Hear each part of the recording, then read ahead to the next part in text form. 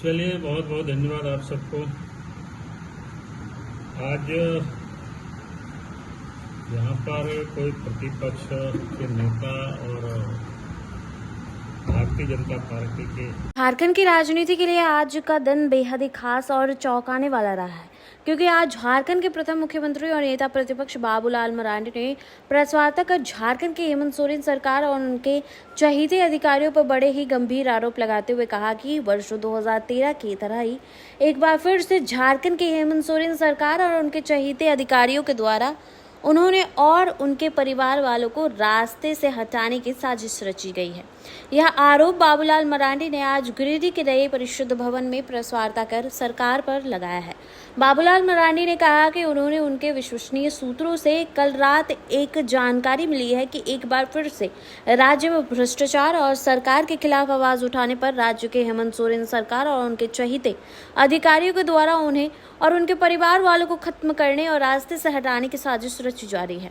इतना ही नहीं, उन्होंने कहा कि यह आरोप और कहा कि अब उनके परिवार वालों के साथ साथ उनके साथ रहने वाले लोगों को भी निशाना बनाया जा रहा है।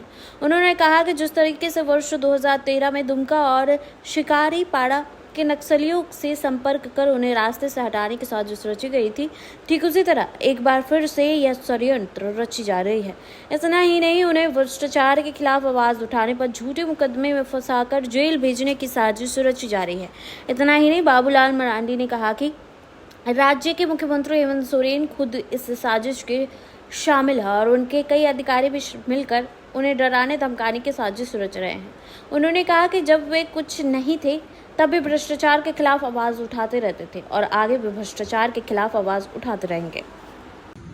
चलिए, बहुत बहुत धन्यवाद आप सबको। आज यहाँ पर कोई प्रतिपक्ष के नेता और भारतीय जनता पार्टी के अध्यक्ष के रूप में ही नहीं, बल्कि इस झारखंड प्रदेश की जनता की एक आवाज के रूप में हम खड़े हैं और लगातार हम सरकार के अंदर में जो भ्रष्टाचार है और लूट है, उसके विरोध में हम लगातार आवाज उठाते रहे।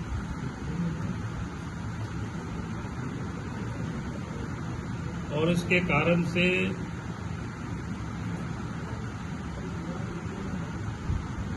कुछ विश्वास सूत्रों से जो हमें जानकारी मिली, राज्य के मुख्यमंत्री और उनके कुछ चहेते भ्रष्ट अफसर लोगों ने मिल करके डराने की, धमकाने की एक प्रकार से सुपारी लोगों ने ले रखा है।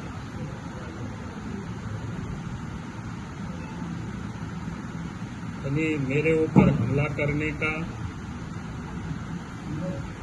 और कोई ना कोई झूठे केस मुकदमा में भी फंसाने का इस प्रकार की साजिश रची जा रही है। मेरे ऊपर भी हो सकता है, परिवार के ऊपर भी हो सकता है, या फिर हमसे जुड़े हुए लोगों के ऊपर भी हो सकता है। क्योंकि इन सारे लोगों को जो लगातार झारखंड में भ्रष्टाचार के को लेकर के हम आवाज उठाते रहे हैं, उस कारण से कुछ भ्रष्ट अफसर या सरकार में बैठे हुए लोग भयभीत हैं, क्योंकि आप सबको ध्यान में है कि लगातार भ्रष्टाचार के विरोध में हम आवाज उठाते रहे, चाहे वो शराब घोटाले का मामला हो, चाहे बालू माफिया का हो, पत्थर माफिया का हो, जमीन का हो, या कोयला या पत्थर की अवैध खनन जो होता है संगठित रूप से, उसका भी विरोध लगातार हम आवाज उठाते रहते हैं। फिर जेएससीसी हो, जीपीएससी हो, जैसे जितनी भी महत्वपूर्ण जो इस राज्य में घोटाला हुआ, चाहे वो ग्रामीण क्षेत्रों में जो योजनाएं हो, जिसका यानी लगातार ये जो लूट जारी रहता है, उसके विरोध में हम आवाज उठाते रहे। और आप सब लोगों के सिर्फ संज्ञान में फिर से मैं लाना चाहता हूं। अब सबको याद है 2013 में भी सरकार हेमंत सोरेन की ही रही है। उस समय भी दुमका के शिकारीपाड़ा क्षेत्र के उग्रवादियों को सुपारी दिया गया था, और उसके बाद हमने जब उस बात का रहस्य उद्घाटन किया था इसी प्रकार के प्रेस के सामने, फिर अखबारों में छपा। उस समय झारखंड में भी यूपीए गठबंधन की सरकार थी और केंद्र में भी यूपीए गठबंधन की सरकार थी। फिर उसके बाद जांच हुआ, खुफिया जो जांच हुआ, जांच के बाद केंद्र सरकार ने, उस समय की केंद्र सरकार ने राज्य सरकार के द्वारा जो सुरक्षा उपलब्ध कराई गई थी उसको हटा करके सीआरपीएफ की सुरक्षा उस समय उपलब्ध कराई गई। ये उस समय की घटना, लेकिन इसके बाद कल रात में ही हमें जानकारी मिली है फिर से इस प्रकार के षड्यंत्र झारखंड में लोग रच रहे हैं। और उसमें से जो लोग रच रहे हैं, मुख्यमंत्री के सबसे जो चहेते अफसर है, करीबी अफसर है, उन लोगों के द्वारा ये सारे षड्यंत्र किया जा रहा है।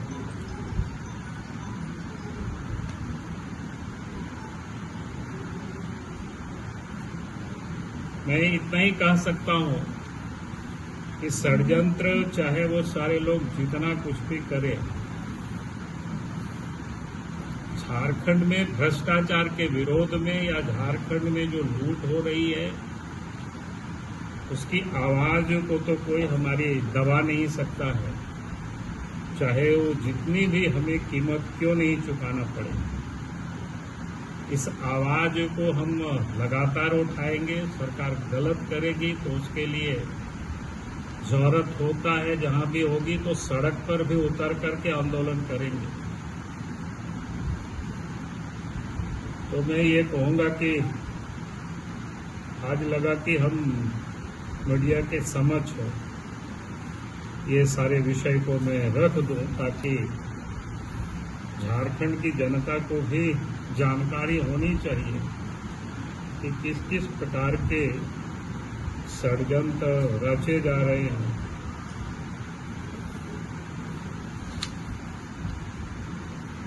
और अगर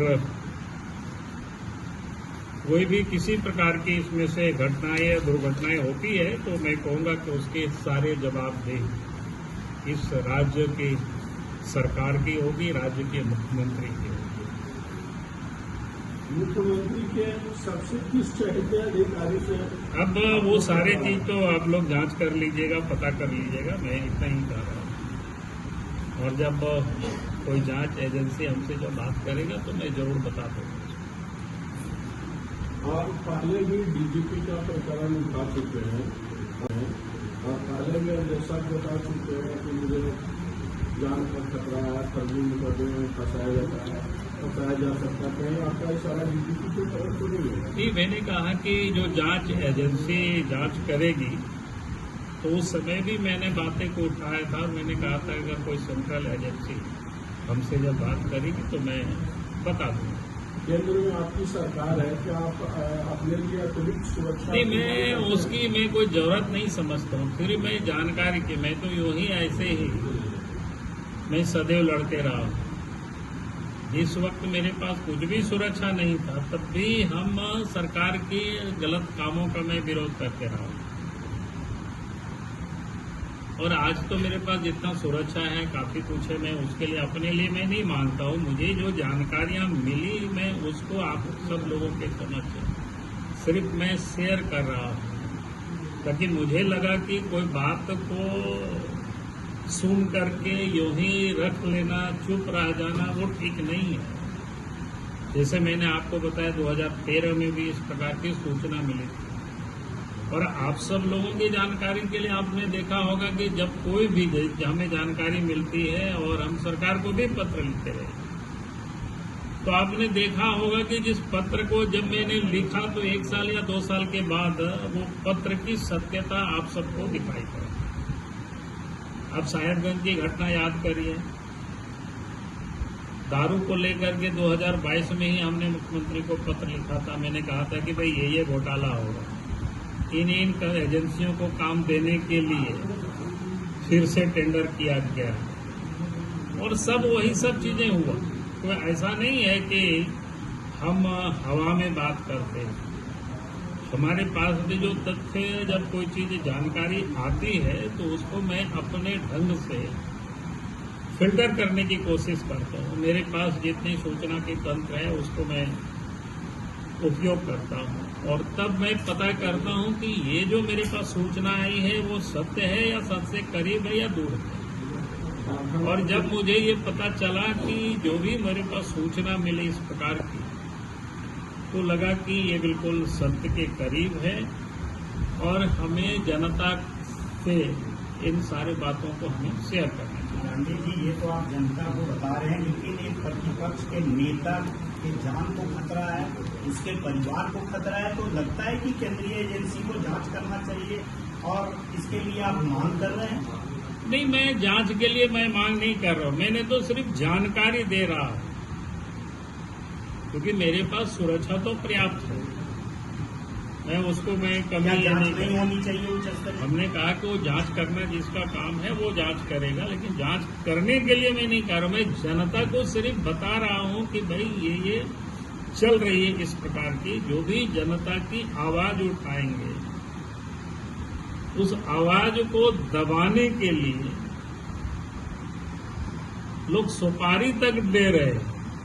राज्य में 1 जुलाई से कोई नई उत्पादन नीति आने वाली है, आपको इसमें भी कोई विसंगति नजर आती है? नहीं, अभी तो उस समय देखेंगे, अभी बहुत समय बाकी है। अभी तो जिस विषय पर यहाँ मैंने कह रहा हूँ इतना ही आज मैं विषय रख रहा हूँ, बाकी फिर आपको भ्रष्टाचार से ही जुड़ा मामला है। तो नहीं, हम तो सब कुछ भ्रष्टाचार पर ही उठाते हैं। जो गलत होता है, जो गलत हो रहा है, जो पैसा खर्च हो रहा है वो केंद्र सरकार का भी पैसा है, तो केंद्र सरकार को क्या दिक्कत है जांच करने, क्योंकि पैसा तो उन्हीं का है। देखिए, कोई भी एजेंसी राज्य में जांच तभी करती है जब राज्य सरकार, जब राज्य का पैसा लगा हो सिर्फ तब। अब तो यहाँ केंद्र सरकार का नहीं, मैं केंद्र सरकार का भी पैसा रहती है, लेकिन किसी भी एजेंसी को जांच के लिए तभी वो प्रवेश कर सकती है जब राज्य सरकार उसकी इजाजत। सीबीआई तभी प्रवेश कर सकेगी, ईडी तब करती है जब कोई केस किया हुआ उसमें रहता है, प्रेडिकेल्स ऑफेंस जब बनता है तब उस पर वो जांच करती है, नहीं तो वो जांच नहीं कर सकती, यूं ही नहीं घुस सकती। सीसीएल और अन्य विभाग की तरह इसमें भी तो हो सकता है, क्योंकि केंद्र नहीं, अन्य विभाग में नहीं, सीसीएल वगैरह में वो जांच कर सकती है, लेकिन इस सब में नहीं जांच कर सकती। तो राज्य सरकार के अधीन जो रहता है वहाँ नहीं जांच। क्या आप मांग करते हैं कि उच्च स्तरीय जांच होना चाहिए? अभी सब तो एक बार मैंने मांग कर चुका, फिर मैं मांग करूंगा।